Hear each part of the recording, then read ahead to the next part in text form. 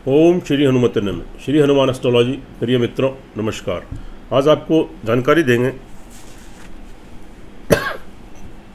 देवगुरु बृहस्पति राशि परिवर्तन के बारे में। अब तक देवगुरु बृहस्पति अपनी नीच मकर राशि में संचार कर रहे थे, लेकिन अब 20 नवंबर को रात्रि 11:19 पर कुंभ राशि में प्रवेश करेंगे, यानी नीच राशि से बाहर आ जाएंगे।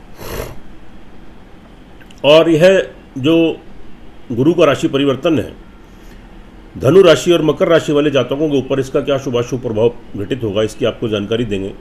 देखिए मित्रों, देवगुरु बृहस्पति को देवों का गुरु कहते हैं और 9 ग्रहों में ब्राह्मण वर्ण है, आध्यात्मिक गुरु है। आध्यात्मिक तो आपको आध्यात्मिकता की ओर लेके जाते हैं, स्पिरिचुअलिटी की ओर।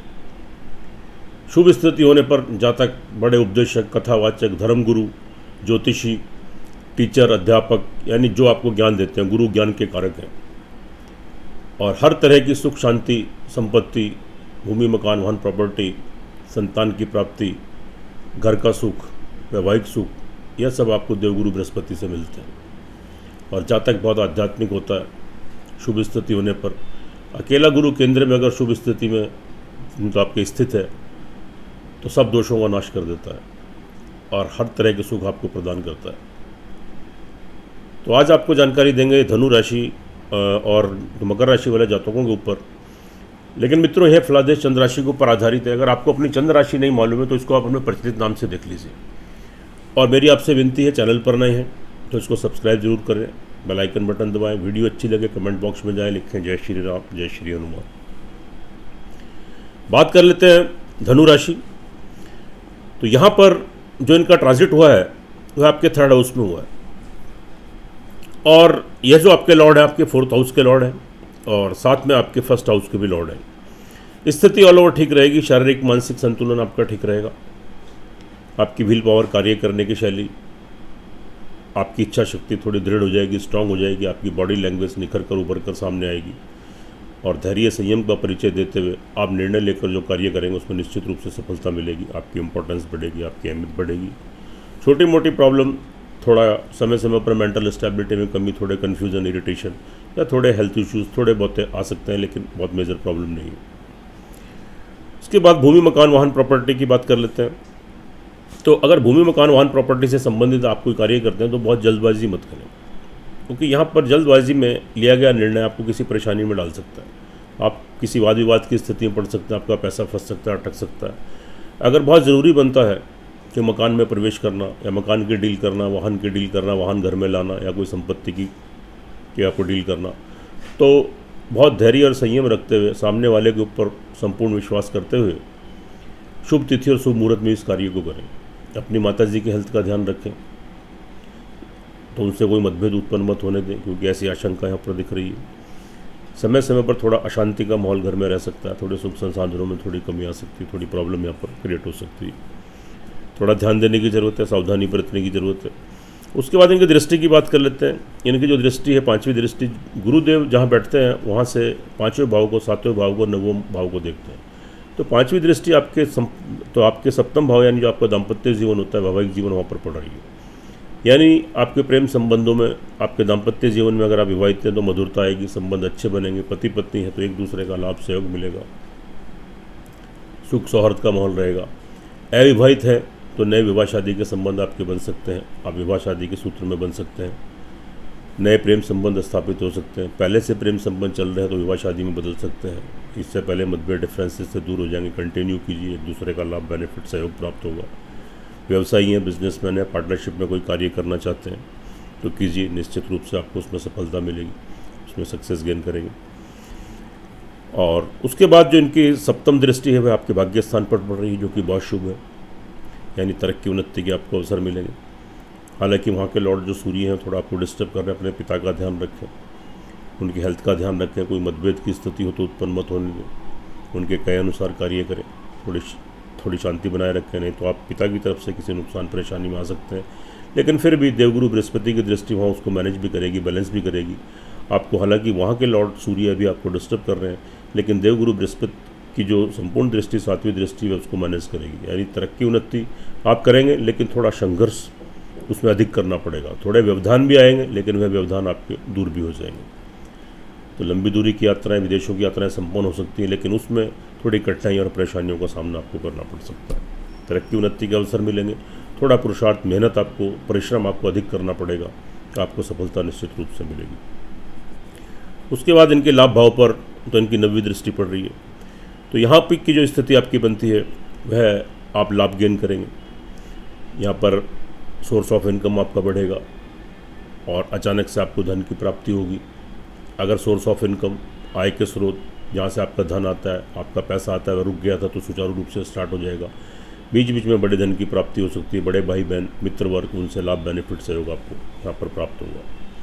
देखिए मित्रों, यह फलादेश चंद्र राशि पर है, इसकी अपनी इंपॉर्टेंस है, अपनी अहमियत है, लेकिन जो आपकी जन्म कुंडली होती है उसका सर्वाधिक महत्व होता है, मेन महत्व होता है। अगर आपकी जन्म कुंडली के अंदर किसी भी ग्रह की दशांतर दशा आपके अनुकूल पक्ष में चल रही है, तो धनु राशि वाले जातकों के लिए जो गुरु का जो ट्रांजिट है, जो राशि परिवर्तन है, यह आपको सफलता की ओर लेके जाएगा, आप तरक्की उन्नति करेंगे। और अगर आपकी कुंडली के अंदर किसी ग्रह की दशा अंतरदशा आपके प्रतिकूल चल रही है, तो संभवतः इसके शुभ फलों में थोड़ी कमी आ जाएगी, फिर आपको थोड़ी परेशानियों का, संघर्षों का सामना करना पड़ सकता है। तो एक बार अपनी कुंडली का विश्लेषण जरूर करा लें, जन्म कुंडली का। दोनों चीज़ें टैली होती हैं, 100% परिणाम मिलते हैं, उससे आप लाभान्वित होते हैं, आपका मार्गदर्शन होता है, और छोटे छोटे उपाय करने से आप ग्रहों के दुष्प्रभाव से बचते हैं। ओम गंग गणपत्य नमः 108 टाइम्स, ओम ब्रंग बृहस्पति नमः 108 टाइम्स, 2 मंत्रों का जाप कीजिए। गुरुवार को प्योरिटी से, शुद्धता से रहिए, और उस दिन बेसन से बना प्रसाद आप अपने घर के ही मंदिर में चढ़ाएं, गणपति भगवान को अर्पित करें और सभी को वितरित करें। काली चींटियों को प्रतिदिन खिलाएं, पक्षियों को खिलाएं, पीले चावल थोड़े बॉयल कर लें, तो उसमें चने की दाल, वह आप कौवों को गुरुवार को खिलाएं, तो थोड़े बहुत दुष्प्रभाव है जिससे आप बचेंगे।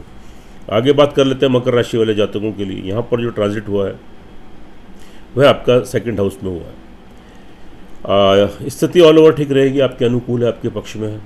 शारीरिक मानसिक संतुलन ठीक रहेगा, आपकी कार्य करने की शैल्य क्षमता, आपकी विल पावर, इच्छा शक्ति आपकी दृढ़ हो जाएगी, स्ट्रांग हो जाएगी, तो आपकी पर्सनैलिटी बहुत तो स्ट्रांग हो जाएगी, और धैर्य और साहस का परिचय देते हो आप जो कार्य करेंगे उसमें आपको सफलता मिलेगी। मानसिक शारीरिक संतुलन यानी मेंटली और फिजिकली बैलेंस आपका बना रहेगा, अच्छी स्थिति है। परिवार वालों का लाभ, सहयोग आपको प्राप्त होगा।